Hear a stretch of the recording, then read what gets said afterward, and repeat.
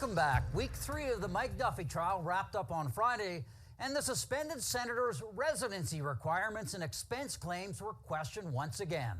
Good morning, Ms. Prue. Former Senate Finance Director Nicole Prue told the court she never would have approved expenses like photo framing and fitness workouts if Duffy had claimed them directly, instead of couching them in a Senate slush fund he contracted out to his old friend Jerry Donahue's company, Maple Ridge Media.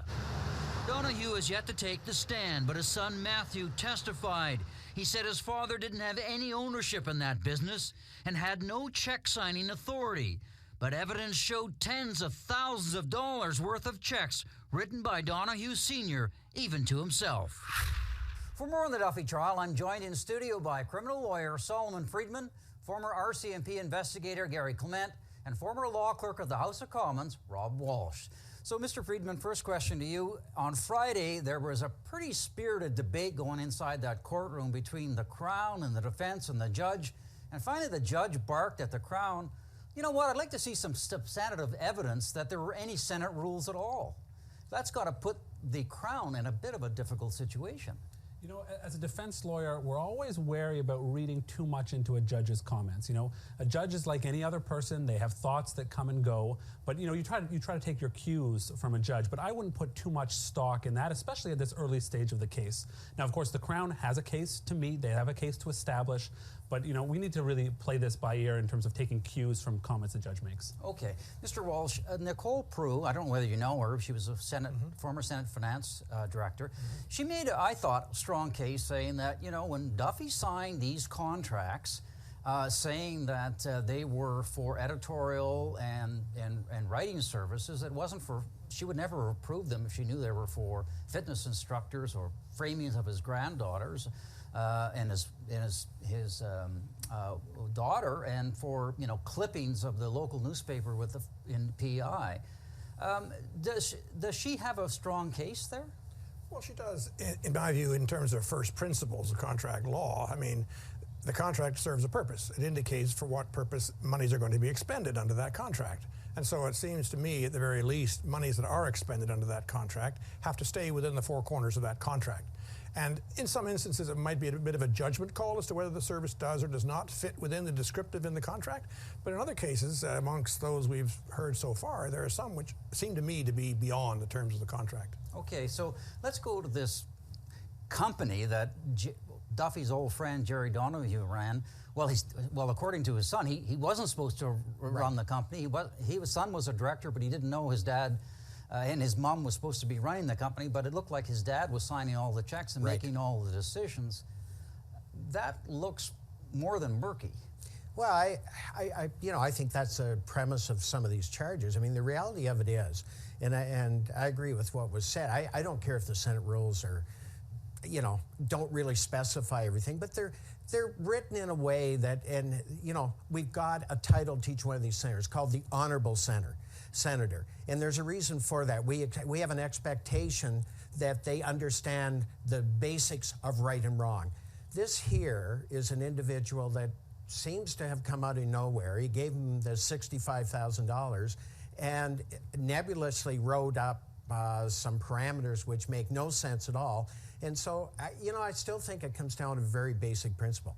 You can't steal from your employer. And I don't think it's any more complicated than that. And I'm sure when it was looked at and taken to the Crown, that's the way they viewed it.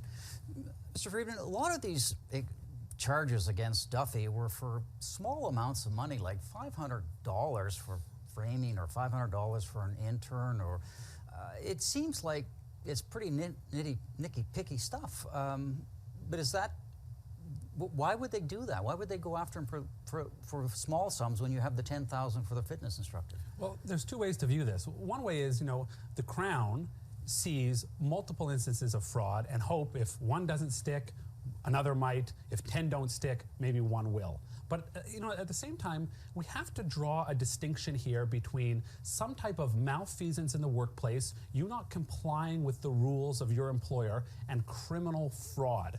In order to rise to the level of criminal fraud, you need subjective criminal intent, and the Crown needs to prove that beyond a reasonable doubt.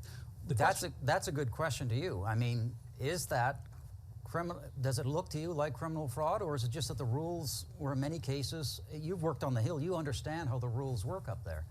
Well, my own view is that the views of the rules of the Senate, and they may well have been quite vague, do not serve the purpose of exonerating a senator from what might otherwise be criminal conduct. Admittedly, vague rules might go to the question of what kind of intent the man had in going into these transactions. But that only goes so far. There comes a point, which I think the judge is going to have to decide this, and that maybe that's the point of his question, are there any rules at all? Because if arguably there are no rules at all, then it falls entirely on the judgment of the senator as to whether what he's doing is appropriate or not. And we're talking criminal law here. The criminal law is very serious business. You don't charge someone with fraud just because they made an error of judgment. You charge him with fraud because you think that he knowingly did what he did, that is to say, he knowingly committed the fraud.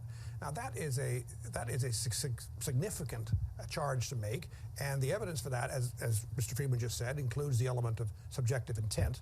But how do you measure that intent? And can the accused point to a set of administrative rules, and these are administrative rules, and seek exoneration through the fact that these rules were vague, when perhaps the man in the street would say, now come on, you knew you hadn't been there, and yet you put in travel, or whatever the charge might be. So there's a certain level at which the facts speak rather loudly, and I don't think the rules will make any difference in those cases.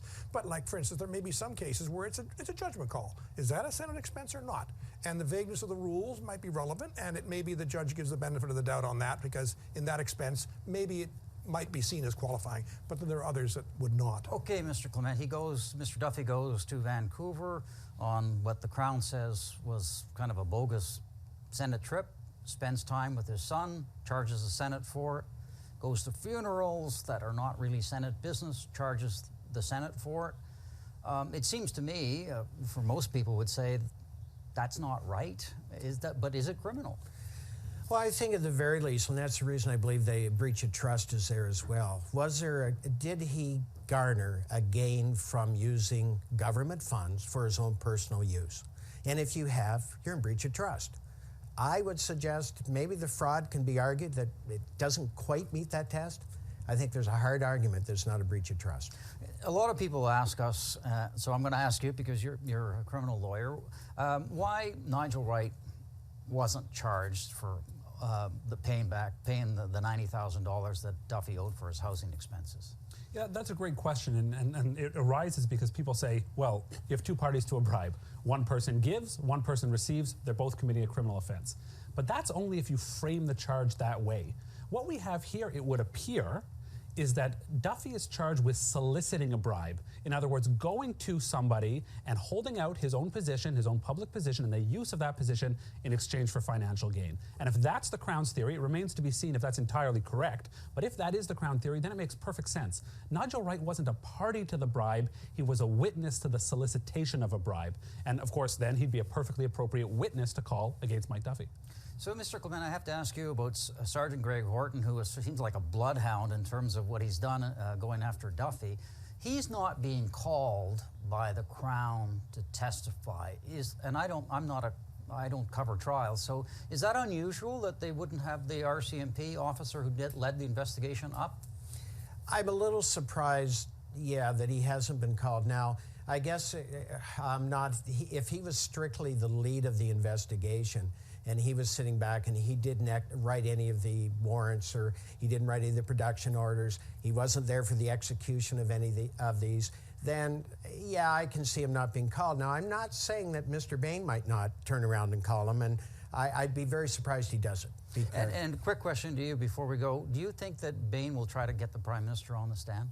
Well, it depends on how the evidence comes out through the Crown, but if it turns out that Mr. Bain sees Mr. Harper as a critical witness to an issue that's arisen, he may well want to call him. But I think I would comment on what Mr. Clement just said, and that is police investigators generally have secondhand information.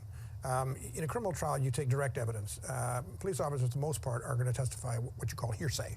He told me this, I read this document, I saw this here, I saw that there. And that forms the basis of the investigation, and indeed the basis of the Crown's charges. But I wouldn't think that the Crown would want to lead with a police officer or as a witness, because he doesn't know anything directly. He knows it only from what he's investigated. Great. Thank you very much. We'll hope to have you back next week. Thank you. Thank you.